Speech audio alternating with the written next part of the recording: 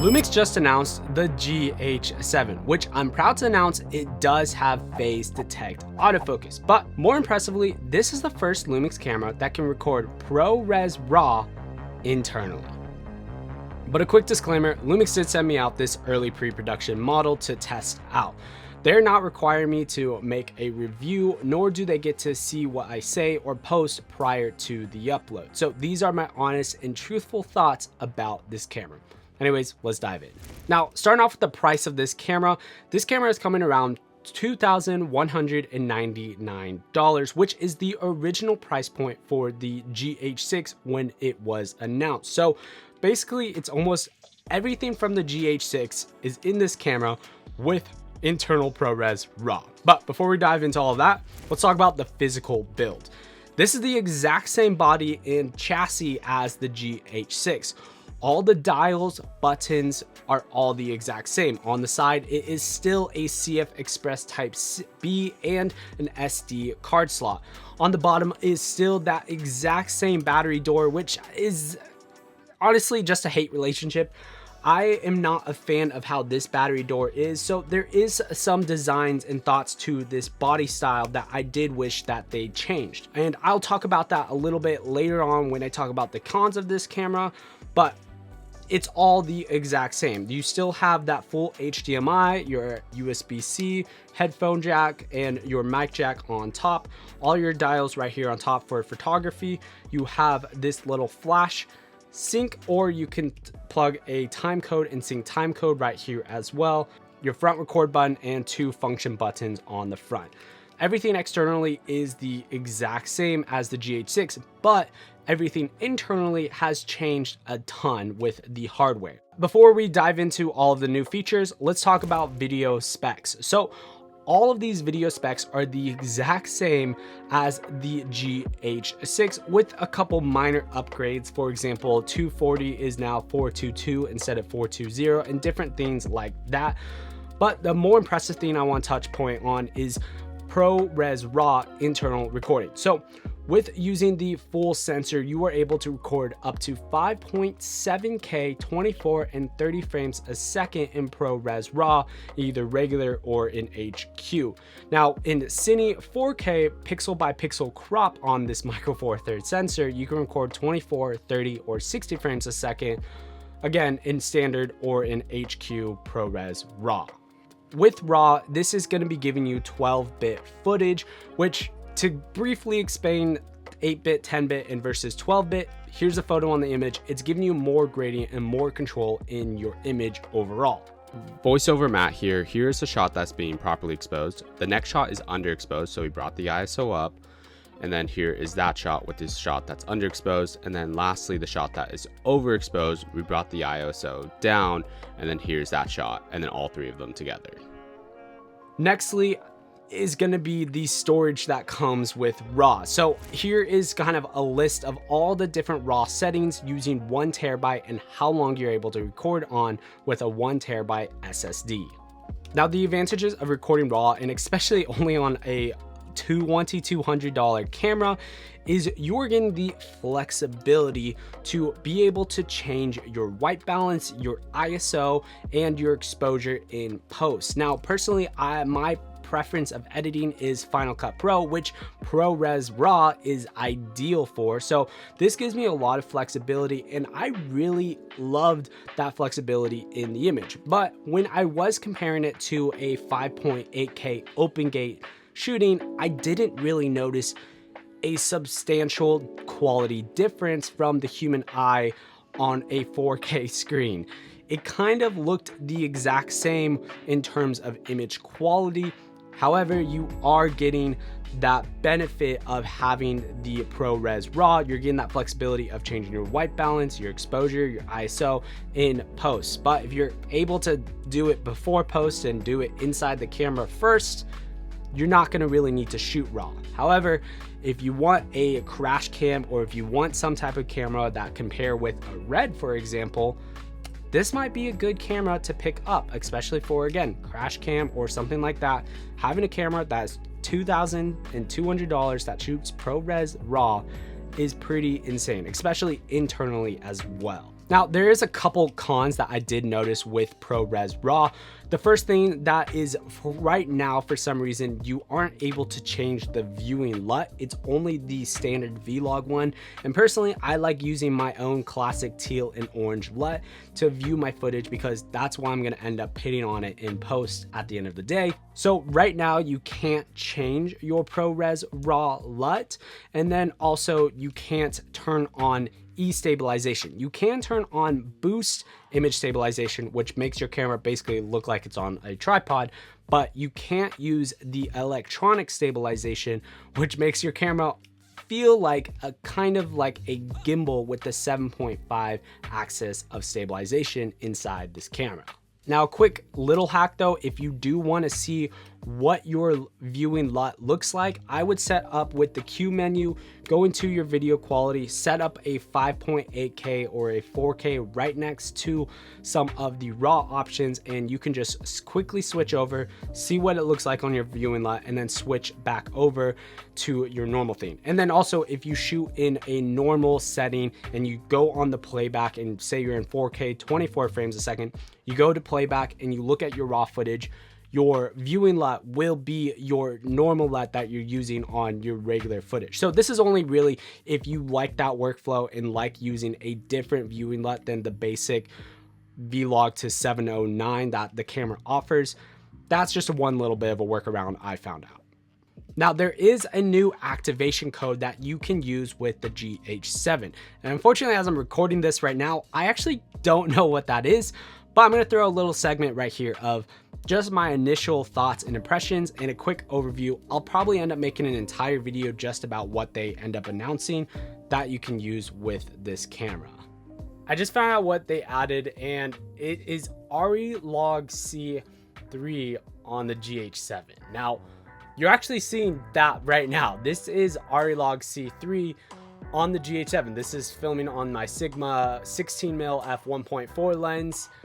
This is ARRI Log. This is a custom LUT that I am using right now, so I'm wondering how that compares.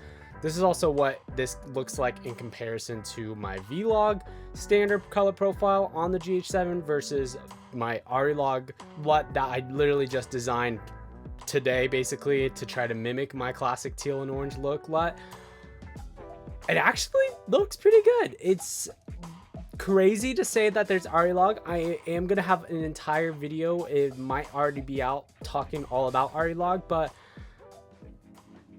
ARRI Log. Nextly, they put in proxy recording similar to the S5 II and 2X. This is really, really great, especially if you're using the ProRes RAW or if you just have a slow computer. With two different type of media cards, you are able to have one card record your normal footage and then the second card record proxy recordings of that footage. So this is great if you're recording to a CF Express Type B card or an SSD, and then having another SD card record the proxies inside. And on top of that, with Frame.io integration, this camera is also able to send those proxies or RAWs and JPEGs in real time to Frame.io and have an editor remotely somewhere grab that footage in real time and start editing or doing anything like that. Ideal for wedding filmmakers if you're looking for that type of workflow, or if you're in a fast commercial world and you want people editing in real time, so those social media videos for pickleball tournaments or whatever can get posted in real time. The next thing they added is you were able to store up to 39 LUTs on this camera. And on top of that, with a custom photo profile, you can actually have 2 LUTs be applied at the same time. And with each LUT, you can change the opacity levels by 10%.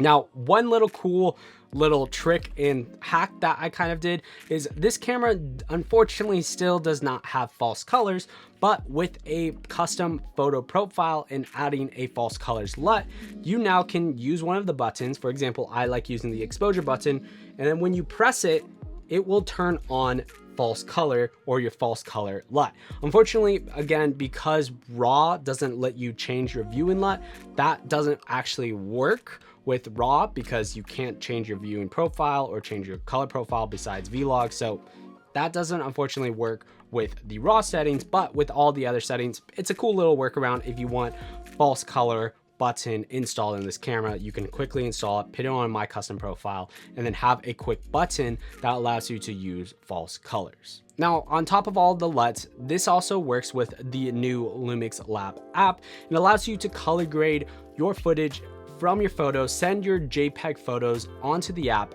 edit them on the app, create LUTs, send LUTs, bring the LUTs over to the camera. It brings a whole new workflow to this camera. Personally, I wouldn't use this camera as a photography camera, but if you're looking for one camera at this price point that can do amazing videos and also take great photos, then I would definitely pick this camera up over the G9 Mark II. And then finally, something that they took away from the GH6 and then just made it work on basically all iOS settings is the dynamic range boost. And the native ISO for this camera is going to be at 500 now instead of 2000 like the GH6 was with Vlog. Now, the next part, unfortunately, I have not been able to test and be able to testify, but it's still worth mentioning to say is with the new XLR2 unit that goes directly onto your hot shoe, you can record up to 32-bit float audio with this camera. So no longer do you need to sync your audio and your video together in post.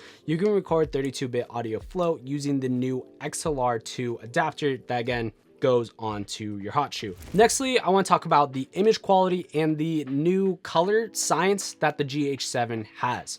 Again, I really feel like they just took the internal parts of the G9 Mark II, stuffed it in a GH6 body, added a couple new features, and you have the GH7. So with all that said, the image looks the exact same as the G9 Mark II. However, the GH6 and the G9 Mark II definitely look very different. So when I was applying my classic teal and orange LUT, the GH6 ended up looking a lot warmer and softer overall in the image versus the GH7 had just that more sharp, crisp digital image to it. Now, there's not really a this is better or this is better. That's extremely subjective, but they do look different. With that said, you still can use a GH6 and a GH7 as a cam B cam, but those two cameras will look a little bit different when you are trying to color grade. Versus, for example, if you use the GH7s and the G9 Mark II, then these cameras would look almost identical in terms of the color grading process because they're basically the exact same image coming out of both these cameras depending what type of settings you are using. Now, while comparing this camera to the G9 Mark II, let's continue that with stabilization. They added all the exact same stabilization settings the G9 Mark II has,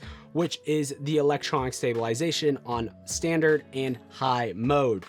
With that said, there's not as an aggressive of a crop like the S5 II and 2X have. It's more subtle of a crop, so it's a crop on a Micro Four Thirds sensor, so you can leave it at that basically. This has 7.5 axis of stabilization. Meanwhile, the G9 Mark II has 8 axis of stabilization. I didn't really notice a substantial difference between the image stabilization. Yeah, maybe the G9 Mark II was just a hair bit better because of that 0.5 axis extra of stabilization.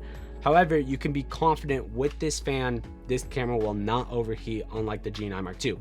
Granted, the G9 Mark II is still yet to not overheat for me, so take that with a grain of salt.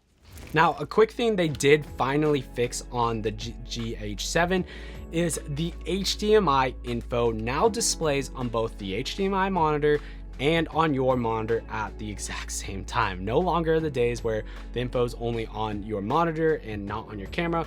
The info is on both the camera and the monitor now, which I'm super stoked that they fixed. Now, one of the biggest improvements that most people will be stoked to hear about is going to be the phase detect autofocus, which it works the exact same as the S5 II and 2X, the G9 Mark II. Now the GH7 has it as well.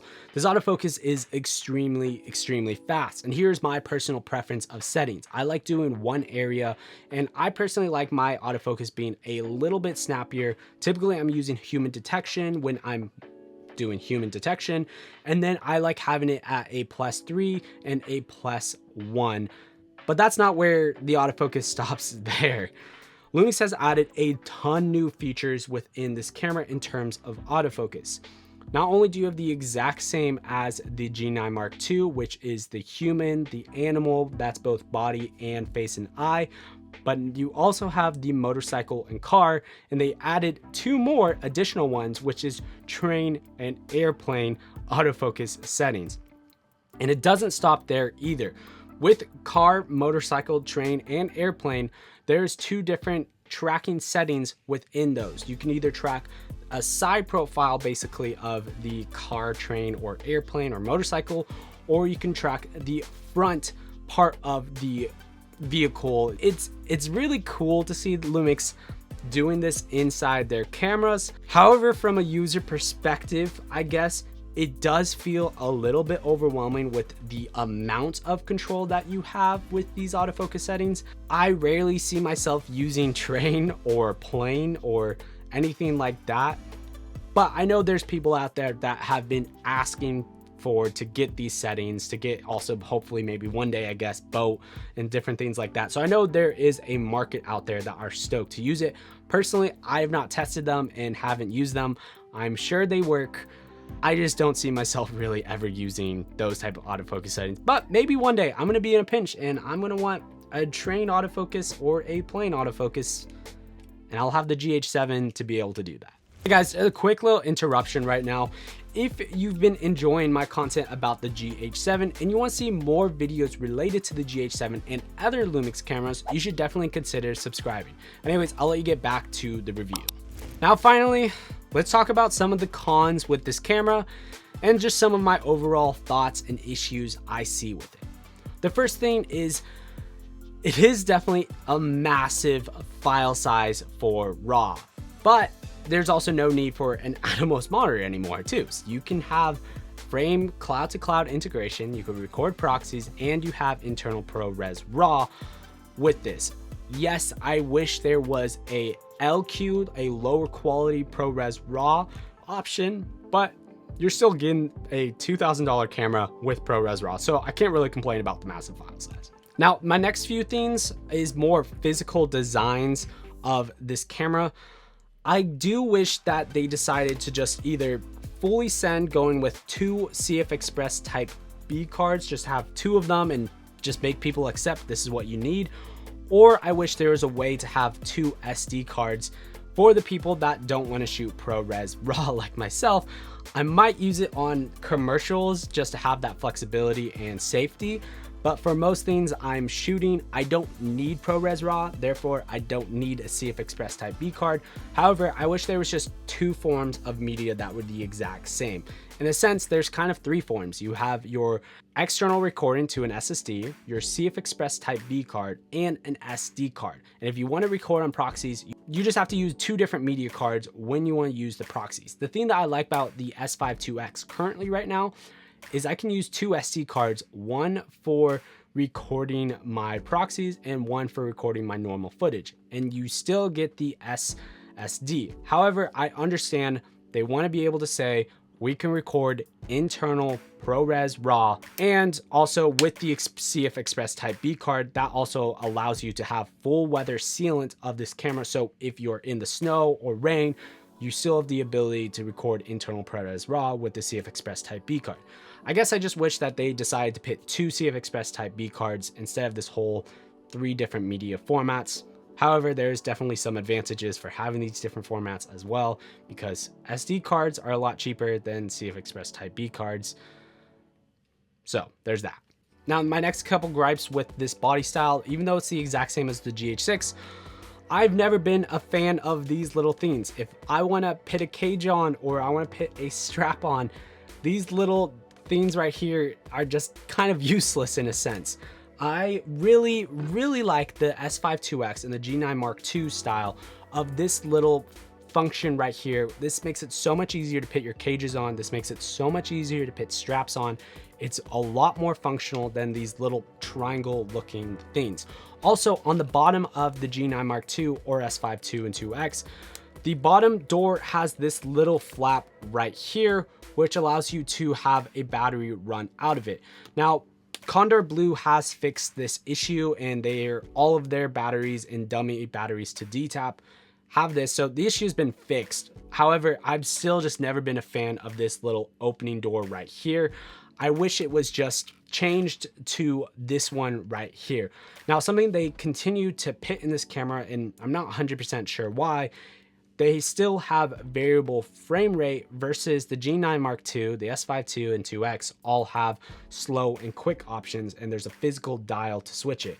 I was hoping that there was gonna be a dial right here that allows you just to easily switch to slow and quick. Granted, I never use variable frame rate and I never use slow and quick. I just think it was an easier workflow to use the slow and quick when I was testing it out versus using variable frame rate and having to physically change all of the buttons and settings. And I guess lastly, the two things I was really hoping for that they were gonna pit in this camera.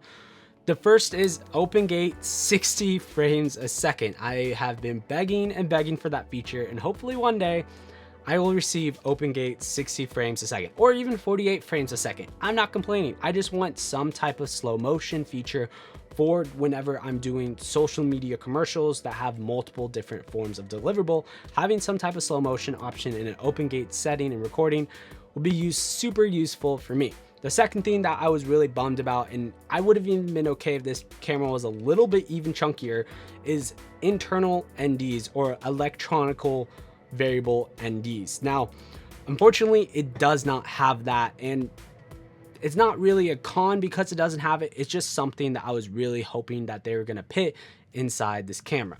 Now, finally, my overall thoughts and conclusion of the GH7. This camera is definitely a powerhouse camera and is definitely packing a punch. Now with not only having face detect, all the same settings that the original GH6 has, but including internal ProRes RAW, proxy, and frame.io integration. No longer are the days where you need an external monitor to record RAW. You can do it all right inside this $2,200 camera. I guess they kind of basically took the GH6 body, pit the features of the G9 Mark II and the S5 2X inside this camera, and you got the GH7. Anyways, I'm curious to hear your guys' thoughts about the GH7. What are you stoked about? What are you bummed about? I'd love to hear all of your comments in the description below. Anyways, if you want to see my entire initial impressions of the GH6, you can check out that video right there. And then YouTube recommends you might like this video right here. Till next one, guys, peace.